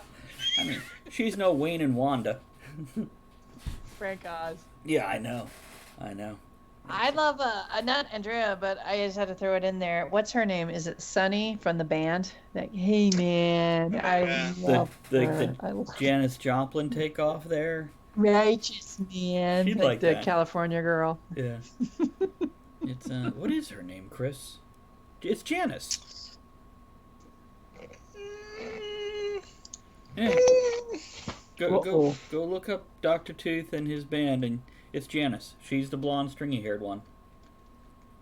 She's got real lips, too. DSL. Yep, nope, you're right. Her name is Janice. What, Elizabeth? It's a little off the mark, but this is a little bit of swimming envy.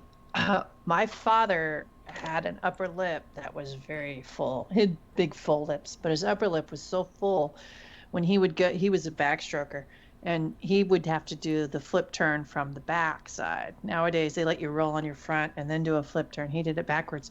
He could take his lip just like this and block his nostrils with his lip. And that way he didn't have to expel any air when he did a flip turn. And I'm very envious of that because I have to expel so much air. Nice. Almost drowned coming out of And my you always turns, do it from the top, right? Well, I have to turn over and flip. I got a big... No, I mean expel the air from the top. Yes, expel the air through the nose, yes. But I see that now in people. When I see people with big bulbous lips, I'm like, oh, see, they can do it. Son of a bitch. Yeah, and that's how I got beat up in the bar. Hey, with those lips, Carl! First by a man, then by a woman. It didn't matter who I complimented. Unless it's one of those... funny because it's true. Except for what's her name from Jersey Shore, where you could just lick her lips and stick her to the fucking window and she'd stay. I've never seen it. What is it? Sookie, what's her name? Nookie? Nookie, Pookie. The really annoying everybody makes fun of. She got the Botox and she had these huge swollen lips for a while. I don't know. None of us watch Jersey Shore, and that's why we hang out together. Dipping into the wrong cultural rock pool there, I'm afraid. Oh yeah, it's definitely wrong. That. So let's see here. We got about 35 minutes left. Let's go back to the topic now. All right. Let's talk about the small joys and pleasures in life. So, what do you guys do if you only have about 5 minutes and you want to do something that you enjoy? Now, for me, it could be something like a grilled cheese. I love a nice, simple grilled cheese. Just butter the bread, put it in the skillet with 2 pieces of cheese, flip it over after a minute or two. Wonderful, delicious, relaxing, nostalgic. Now, you guys don't have to go with food. It could be, a cigarette in the morning. Well, maybe not for any of us anymore, but in the dewy, cold chill. So, I just got a contact high thinking about smoking a cigarette. I guarantee for Andrea it would be that first cup of coffee in the morning. She puts a lot of cream and sugar in it, like 8 spoonfuls of sugar. My first Dr. Pepper of the day is always good. Yeah? About what time do you get that? Usually around lunch. Okay. Somewhere between 10 a.m. and lunch. Is there anything else that you do? Not necessarily every day, but possibly every day. That you just go, oh, that's the good stuff right there. Not that we can talk about on air. It still takes less than 5 minutes. Make an omelette. Okay. Making it or making it and eating it? Well, both in 5 minutes, because they don't fuck around. 5. Because real men know how to eat straight out of the skillet over the sink. One less dish. What kind of omelet do you like to make, Kev? Oh, wow. Ask me that same question on any given 5 minutes, I suppose. It depends what kind of mood I'm in. No, I understand that. Generally something quite classic, something along the lines of a Lorraine, sort of, bacon, cheese, bit of herbs.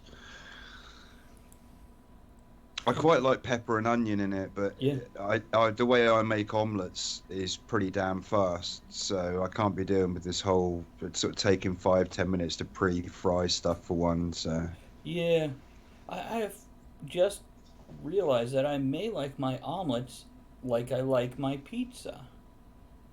Almost the same toppings I like on my pizza, I like in my omelets. And you have a tendency to pick flavor groups your brain associates with I like that, and then looking for it in other food types.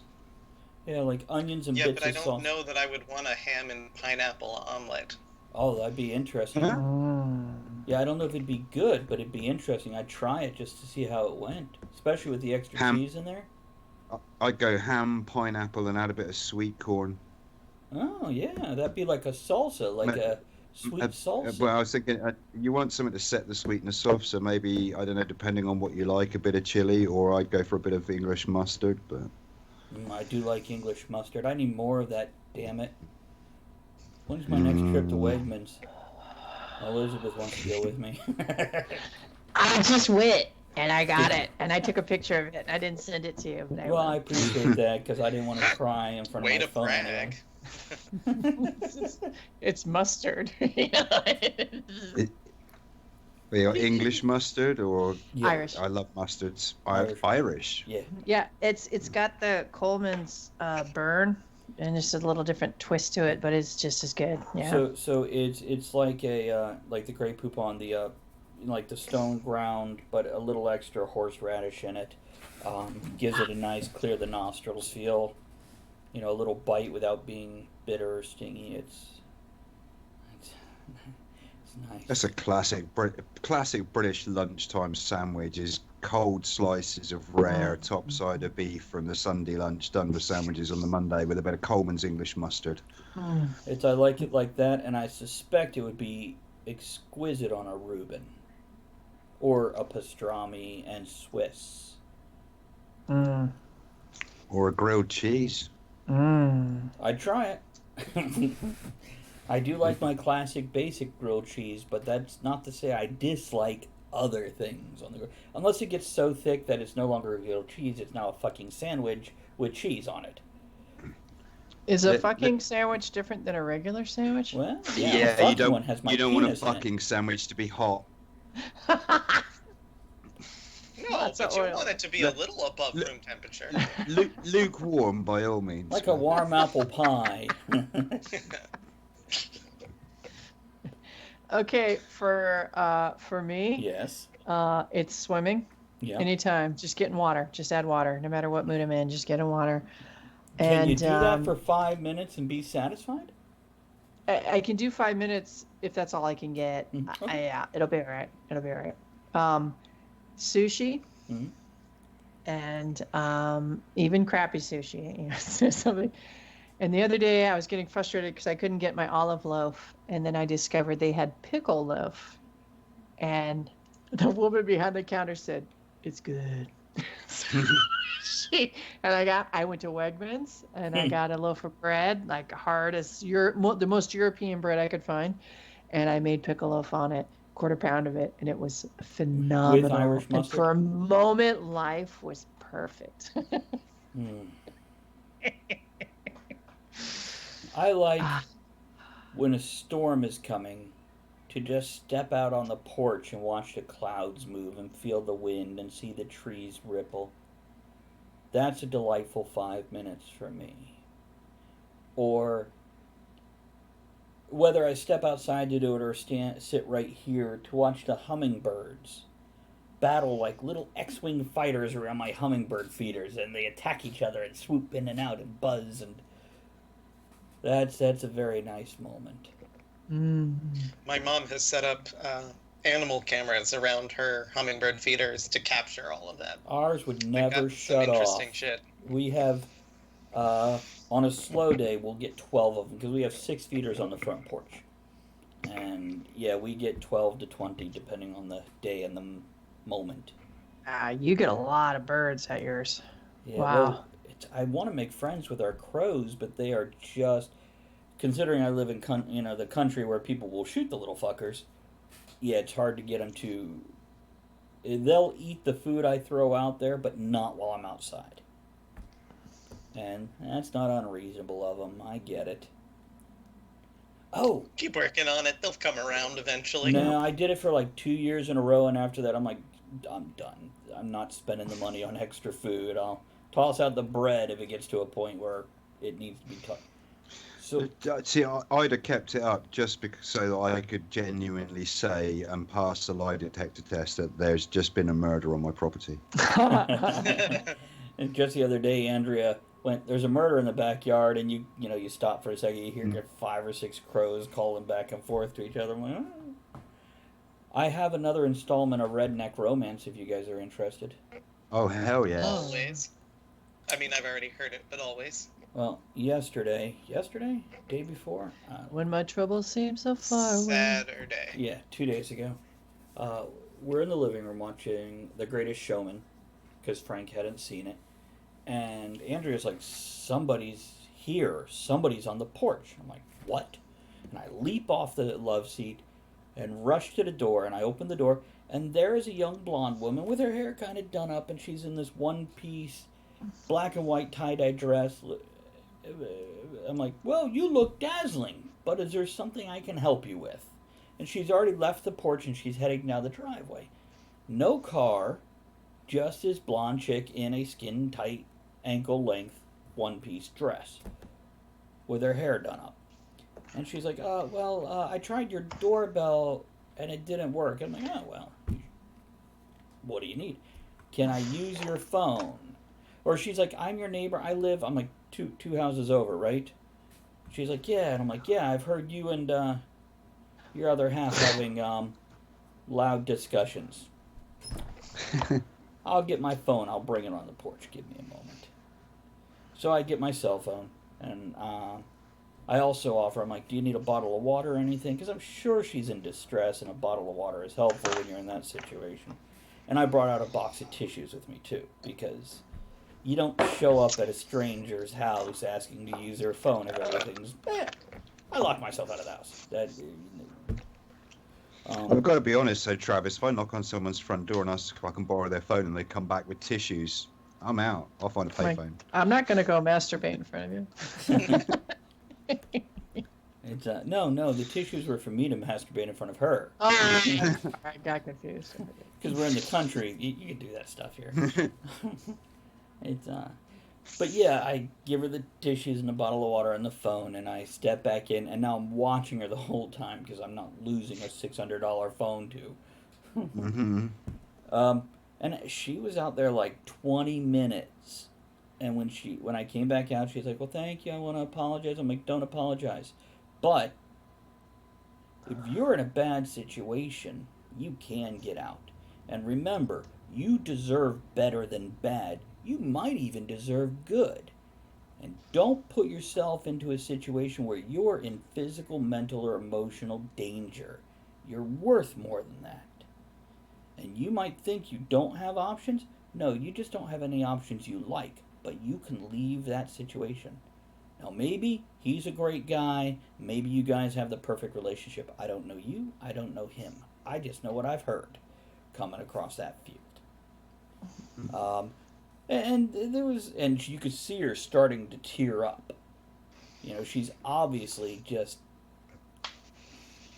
So after, 60 seconds of that, I'm like, "Good luck. You got somewhere to go?" And she stops and looks at me like, "What?"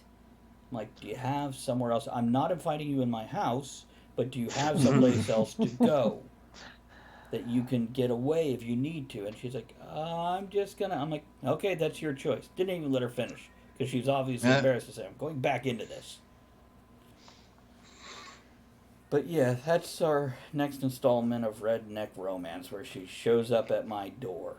I was inside. I did ask Andrea, "Do you want to step out as another woman and see if she needs anything?" And she's like, "Nope, because I won't be as nice as you. I'll be like, get the fuck out of this situation, otherwise shut up and deal with it."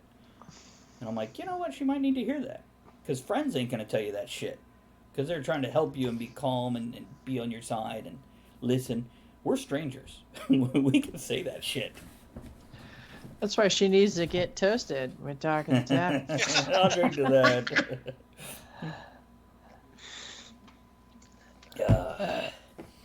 I think some people live for drama. I They really do. do. I think they're addicted to it like any vice. You're damn right I do. Kevin's a big drama whore. Oh yeah, well known for it. I mean, when I'm stuck on I notice in my brain, because I spend a lot of time now in the garden, and I notice that I've noticed this for years. When I get stuck on a problem I can't solve on my writing, it seeps into my other parts of my life, and even the imagination, and it's never good. It's always overplayed and overdone and drama. I have to rein myself in and whip myself a little bit, knock that shit off, and I tell you what, I love camping. Now, I don't do it nearly as much as Ed, but to go away from a weekend where you don't have your computer and your phone barely even connects unless you're in that one place on the hill, to go away for 48 hours to 72 hours, it really is like rebooting yourself, where you don't have to think about anything back in the real world. You're in this little slice of nowhere where there are no worries except, oh, I guess I need to eat. I gotta go to the bathroom. Now I'm sitting in the shade of a tree. It's such a nice reset. It's a calm, soothe reset as opposed to a hard reboot where things are jarring. And you get back and you feel really refreshed. Of course, you're sweaty or hot or cold the whole damn time, but whatever. That's the Yeah, you are. It's like even going to a hotel room. I wonder if there's hotel rooms out there without a television. I doubt it. Yeah, well, people There would be are. like, If there Maybe are, they're some probably fancy, British. like cabins in the woods, but those aren't really hotels. actually, I know of a campground like that. Yeah, you're right. It comes with a full kitchen with all the dishes and everything. And it is a cabin in the woods with a full bathroom and everything inside the cabin. It's like, however much per night. Which, it's funny, the door has like an 1.5-inch crack under it. So, like, animals could literally just, like, run underneath your door inside if you want. I'm like, how do they keep them from, like, tearing up the bed sheets? I had a horrible dream last night. Or maybe it's today when I napped. Somebody, it might have been, no, it wasn't you, Elizabeth, an old friend who I knew, was staying at my house, and she's like, oh, look what somebody dropped off, and she pulled a Castle Grayskull, the playset, out of my closet off the top shelf and set it on the table in the room, and it was covered with cockroaches. There that's must your have been fear. 40 or 50 cockroaches, a mass of them in the center. I grab the aerosol bug spray, I'm spraying it, they're scattering everywhere. And I happen to have, like, a brisket I had just cooked 3 feet away, and they're, like, leaping onto it. I'm like, God, they're everywhere. I'm thinking, I have to move. I have to fumigate my whole house. I can't. Who the fuck brought this in my house? I don't know. And how long has Frank been there? It's what let's see what Chris sent us over here on Discord. It's oh yeah, that it's one. Pretty funny. I concur. Yeah. There we go. So any other small pleasures we have? Let's go for, I just mentioned camping. What would you do, or what do you do for a whole weekend for just pure enjoyment? What bigger things, even a week vacation or whatever? What's your go-to bit of... I like to nap. Being unconscious is nice. I'll keep that in mind next time you come over and see what I can do. It's such a hard question to answer because my brain immediately just goes a whole weekend off.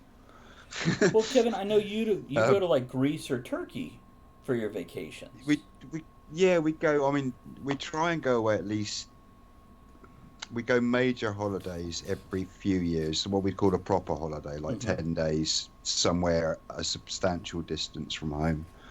But we try in the meantime, and we're saving for each of those, to go away at least once, hopefully a year, on just a little short break somewhere, one of these last minute excursions or a cheap deal somewhere, or somewhere where we can get the hotel's average cost, but we can take advantage of a cheap deal on a flight to Europe somewhere, something like that. Right. Just to get away. And the old adage is true, a change is as good as a rest. And what do you look for in these? And like I said, you could go with the whole week away type thing if you want. Well, There's no limit. It's funny. I mean, when it comes to a holiday, the wife and I look for two totally different things. she'll be like, is there interesting stuff I can do when I want to? But more importantly, is it all inclusive? Is there a good pool where the quiet corner where I can get away from children if I want to? And how many books can I take in my luggage? I am. Yeah, is she there looks loads for of cool water stuff that you... and a place to read, from what I've seen from her pictures. Yeah. Now, as much as I respect that, I'm the nightmare. I'm okay. I'm cool if you don't want to do stuff every day, but I don't want to spend all the days that you spend sat by the pool all day with a book doing the same thing. We're walking down the main high street. Em just wants to go down here, turn left. Here's a tourist attraction I want to go and see. I'm like, look, this side street into darkness with no signposts has a really interesting look to it. Let's wander down here at 3 a.m. in the morning and go and see what's down here.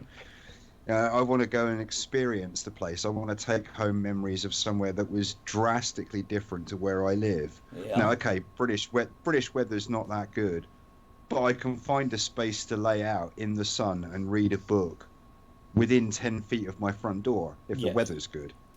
And the neighbors I want to aren't go feeling somewhere picky. where I'm, the fact that I'm breathing air somewhere else is not enough for me. I want to go and soak it up and experience it. So when I think back, I'm like, that's why that was cool, because I saw that thing that you'd never see at home, or we went to this place. So. What about you, Cool. Elizabeth? Yeah, I'm the same way. I don't do the touristy thing. There's a few things I'd like to see touristy, but I really like just wandering, getting immersed. I have a few things I kind of, okay, I'll wander in this area and then just go. That's how you find great food. Sometimes you'll meet amazing people and you just have an experience of the whole, wherever you are. And film festivals for you, Elizabeth? Film festivals. Not a relaxing thing, huh? That's work, huh? Not relaxing at all. It just reeks of desperation. Okay. And they always throw all the filmmakers into a scene where the music is incredibly loud. You can barely talk. You can't hear anyone. Dance club. And Kevin can appreciate this. When I'm only 6'1", but when you're 6'1", you can't hear the conversation of people shorter than you, and so you spend the night hunched over, and then your back goes out. The wine is always shitty. See, for me, I'm not 6'1". I'm just as old as I am, with as many years using power tools and loud music. So I'm still hunched over trying to hear what they say when there's no music. I think one of the reasons for so many years, despite my inner bitterness, I've managed to stay in touch and maintain a lot of sympathy for my feminine side, is that I have spent most of my adult life with men talking to my tits. Interesting. I'm waiting for you to pull up two small anywhere birds. you go, you always find, especially I find when I cook with people or I do something I'm uncomfortable doing, so I go ahead and humiliate myself, and then I'm jovial about it, and I laugh. Sex. And you make and you meet amazing people, and you get past the armor we always have. Right. And even people I don't speak the same language, I end up having a really good time. And then they always grab you like, oh, okay, you're great. And they pull you over and they start feeding you drinks, and it's just madness and fun. And then I've also had the luck of they make sure you can get home safe. And it's like the one woman you talked about earlier with the last beer, and she's like, sip, sip. Yes. Oh, no, that wasn't the last beer. That was one of the many.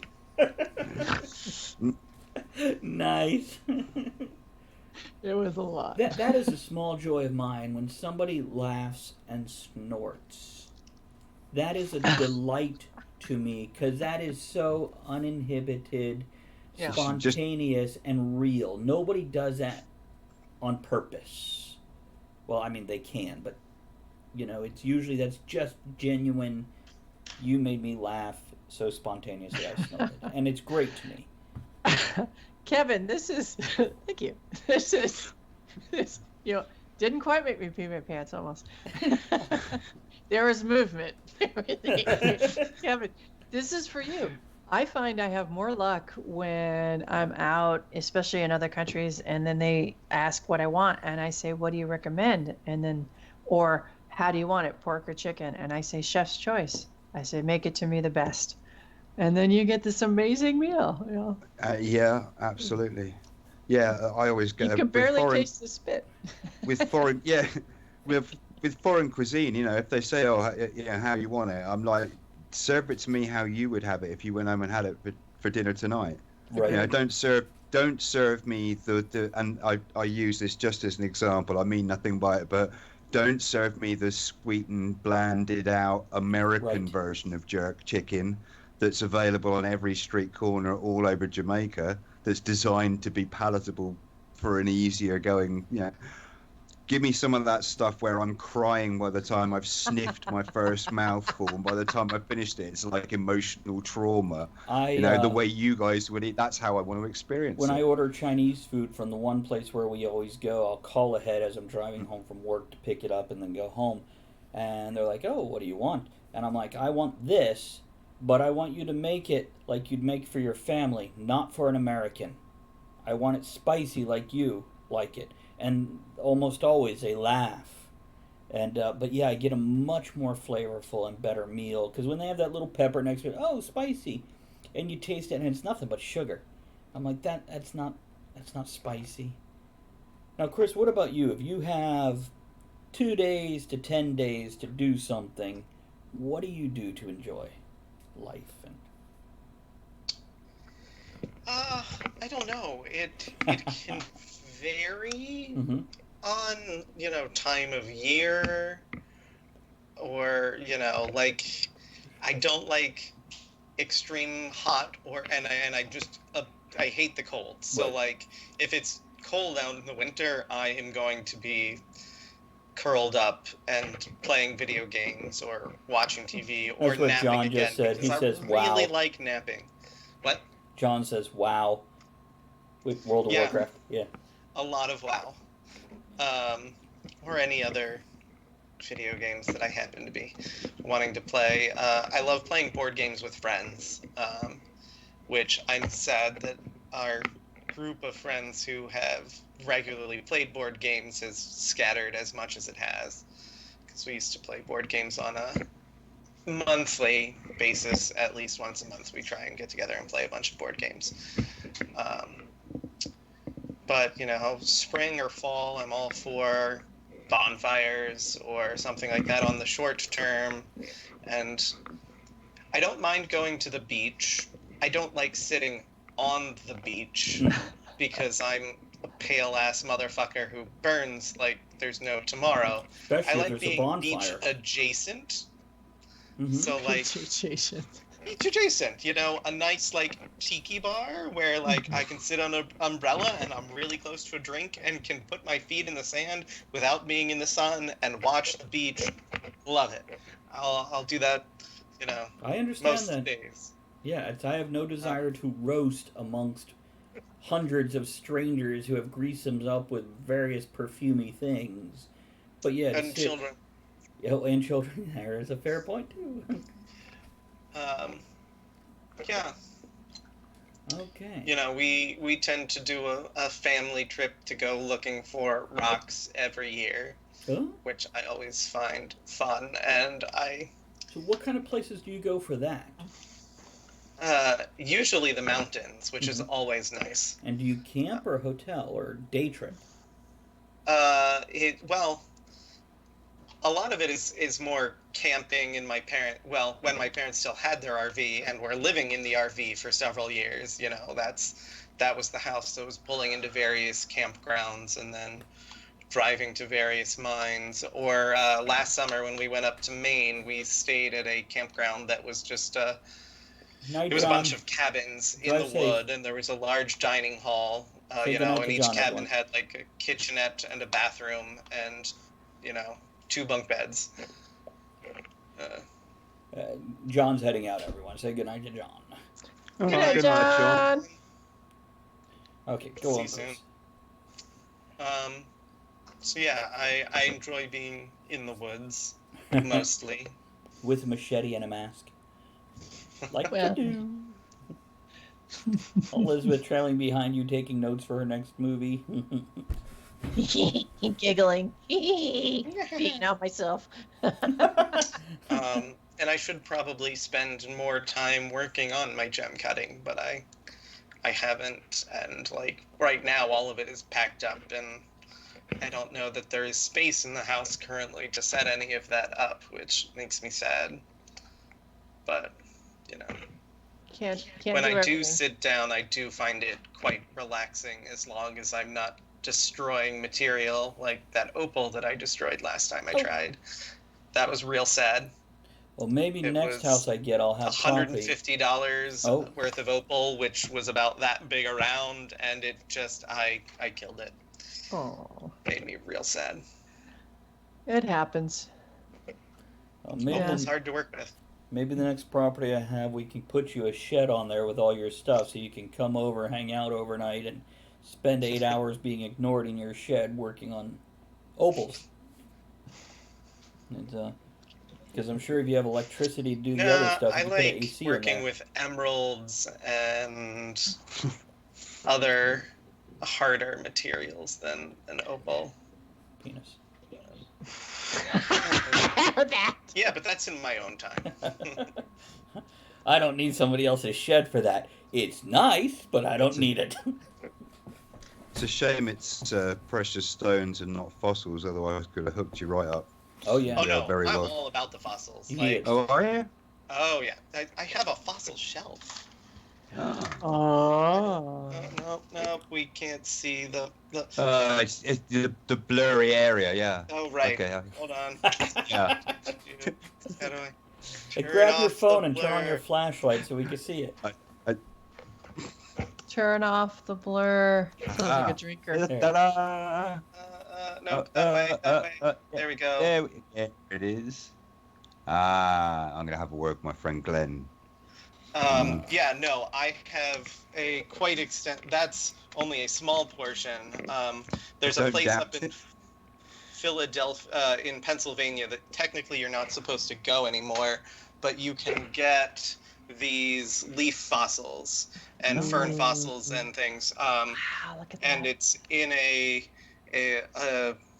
there's a lot of coal as well near it. So there's a bunch of people who have bought the land to try and... Chris, do you get more remember coal out. Greg Chapman?